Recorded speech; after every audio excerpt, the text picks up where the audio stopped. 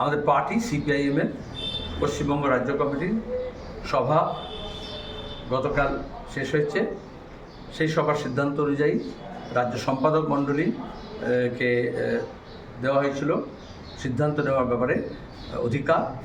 সেখানে রাজ্য সম্পাদক মণ্ডলীর সিদ্ধান্ত প্রতিকুর রহমান শত্রু শিবিরে যোগ দেওয়ার জন্য এবং পার্টি বিরোধী কার্যকলাপে লিপ্ত থাকার জন্য তাকে আমরা বহিষ্কার করছি। এখন যে পথ বেছে নিয়েছে মার্ক্সবাদী পথ ছেড়ে, সেখানে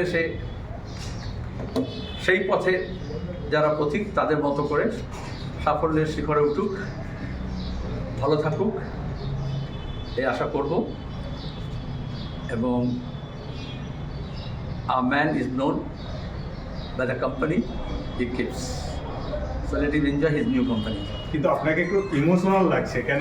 কালকে বলছেন আপনি যেটা সন্তান হারানোর সময়, আজকেও দেখছি আপনার একটা ইমোশনাল, অনেকটা ইমোশনাল হয়ে বলছেন। দেখো, মার্ক্সবাদী পথে বা সিপিআইএম বা কমিউনিস্ট আন্দোলনে আবেগ থাকে, বেগও থাকে, আমরা কেউই অস্বীকার করি না। বৈপ্লবিক কর্মকাণ্ড যখন পরিচালনা করে পৃথিবীর যে কেউ, তখন সেখানে তার আবেগ কাজ করে।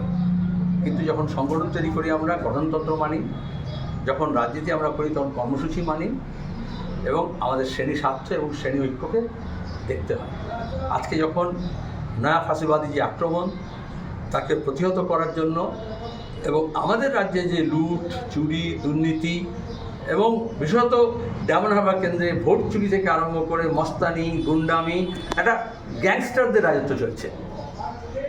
সেই গ্যাংস্টার এর বিরুদ্ধে যখন লড়তে হচ্ছে, তখন বৃহত্তর খেটে খাওয়া মানুষকে আমরা ঐক্যবদ্ধ করছি।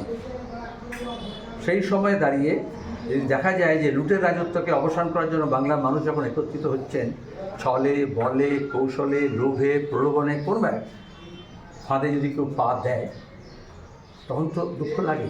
তোমার নিজেরই যদি পথ চলতে গিয়ে যদি পচা শামুকের পা কেটে যায় পুকুরে নামতে গিয়ে, তোমার দুঃখ লাগবে না?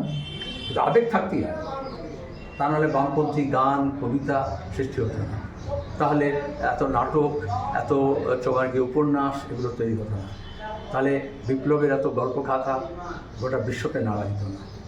কালকে বলেছিলেন সন্তান হারার মতো বেদনা হচ্ছে, আজকে যখন দেখলেন শত্রু শিবিরে সেই প্রতিকূল যোগ দিচ্ছে, আজকে কি বলবেন? আজকেও কি সেই একই রকম বেদনা? আমি কোনো ভাব সম্প্রসারণ করবো না, আমার ভাবটা, আমার মনোভাবটা আমার পার্টির কাছে ব্যক্ত করবো।